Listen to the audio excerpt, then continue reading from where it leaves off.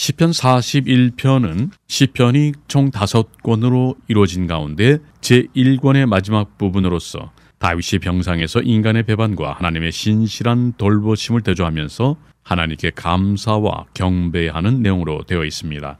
다윗의 연약함이 두드러지게 나타나는 본 시는 1절에서 4절까지 연약한 자에 대한 긍휼과 5절에서 9절까지의 인간에 대한 배신감, 그리고 10절에서 13절까지 하나님의 신실하심에 대한 확신 등으로 나눌 수 있겠습니다.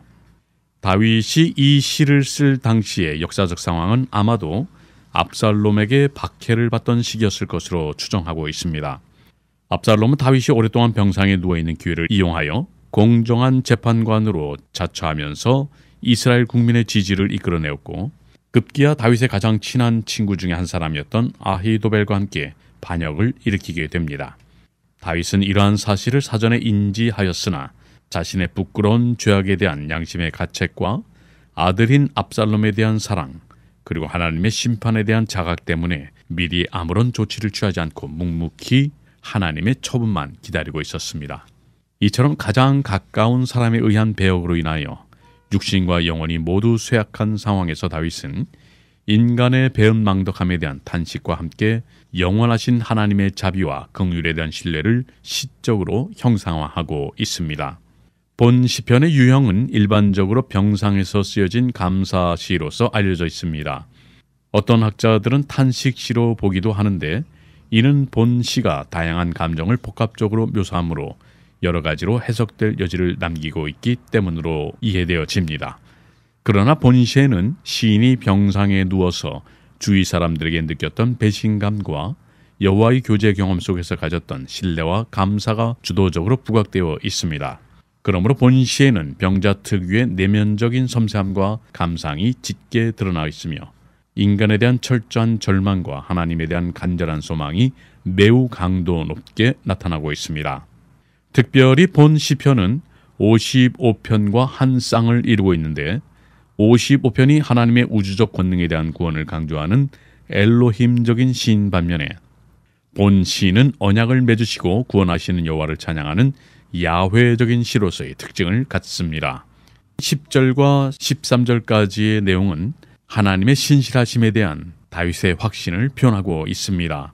인간에 대해 완전히 절망한 상황에 이어지는 본 대목은 10절과 11절에 원수에 대한 승리, 그리고 12절에 하나님의 영원한 보호, 그리고 마지막 13절에 하나님에 대한 찬양 등으로 구성되어 있습니다. 특별히 이 본문에서는 절망스러운 상황으로부터의 극적인 반전이 이루어집니다. 다윗은 지금까지 음울하고 고통스러운 상황을 단숨에 뛰어넘어 새로운 소망을 제시하는 것이죠. 그 비약적 전환의 근거는 바로 영원히 변치 않으시는 하나님의 긍휼하심에 있었습니다.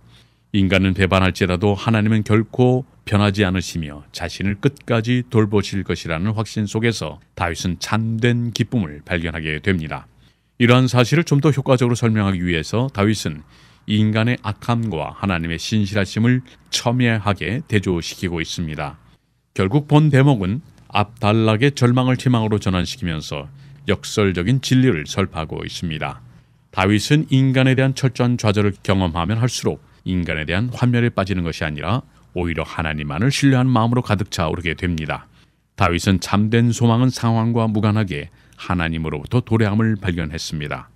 인간적인 관점에서 보면 상황은 조금도 개선되지 않았고 여전히 절망스러울 뿐이었지만 다윗은 천지를 지으시고 공의롭게 섭리하시는 하나님을 바라봄으로 자신의 역경에 대한 해결점을 발견합니다.